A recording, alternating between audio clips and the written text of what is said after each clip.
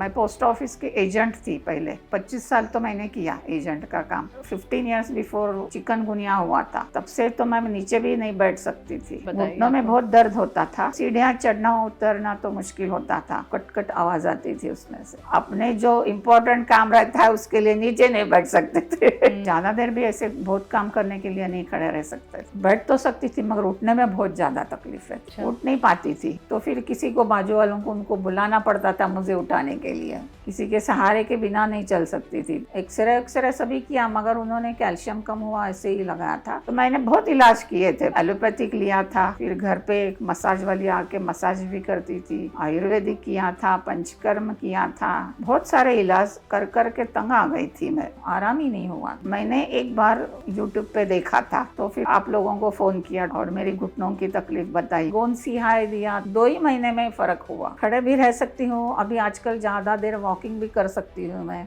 नीचे बैठने में आसानी हुई। जो घुटनों से अपन करते हैं काम, वो हर एक काम में ऐसे, तो पहले मैं ऐसे घुटनों से नीचे नहीं हो सकती थी। हाँ। तो देखिए ना अब तो मैं कितने जल्दी हो सकती हूँ।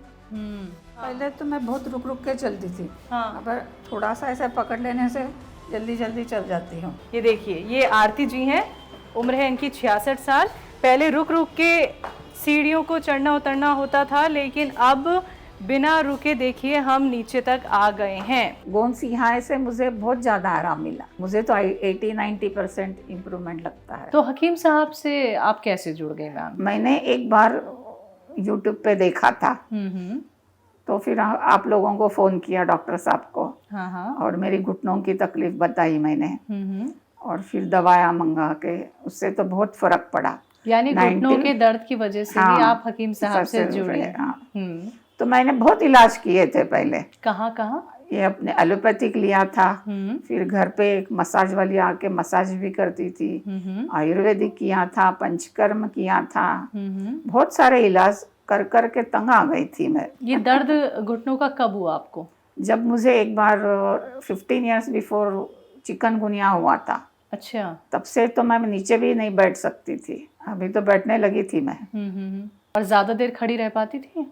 नहीं, ज्यादा देर भी ऐसे बहुत काम करने के लिए नहीं खड़े रह सकते। क्या होता क्या था घुटनों में, बताइए। घुटनों में बहुत दर्द होता था, एक में और एक बार बैठने के बाद उठने लगो तो भी दर्द देता था, उठ नहीं पाते थे। दोनों में। अच्छा। उठ नहीं पाती थी। किस जगह दर्द होता था, हाथ लगा के बताओ। बिल्कुल यहाँ पे। अच्छा, एकदम सेंटर में यहाँ दर्द होता था आपको? ठीक। कैसा वाला दर्द होता था मतलब? जब चिकनगुनिया हुआ था तब तो पूरा ही, मतलब पूरे जॉइंट्स दर्द दे रहे थे। उसके बाद थोड़ा कम होते गया, फिर कभी तेल लगाओ, कभी कहीं ट्यूब लगाओ, उससे काम चल जाता था। अभी कहीं जाने वाले हैं नहीं तो फिर डॉक्टर्स देते थे, वही पेन किलर खा के रहना पड़ता था। अच्छा, सिर्फ दर्द होता था या फिर सूजन भी रही, या फिर ऐसा लगता था कि कोई सुई सी और ऐसे कट आवाज आती थी? आवाज आती हाँ, थी। आगे पीछे अगर होता है तो कट आवाज आती थी उसमें से। चलती थी तब? हाँ, चलती थी नहीं, ऐसे बैठ के अगर अपन आगे करो, पाँव पीछे करो, ऐसे। बताइए मुझे कि जब आप हकीम साहब से जुड़ी थी तो ये कितने टाइम पहले की बात है?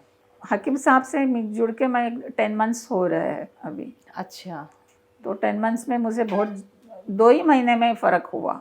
किस दवाई से? जो उन्होंने गोंद सिहाय दिया था, और वो हल्दी वाला एक कैप्सूल, हल्दी प्लस, और कुछ है वो मुझे अभी याद नहीं है।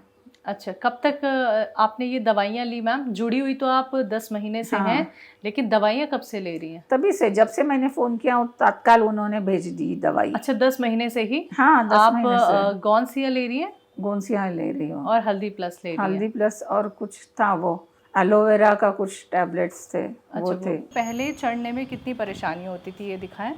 पहले तो ऐसे तो चढ़ ही नहीं सकते थे। पहले देखिए ऐसे, फिर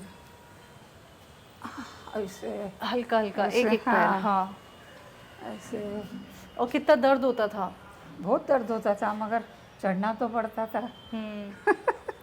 अच्छा, पहले जिस घर में रहती थी वहाँ कितने माले पे रहती थी?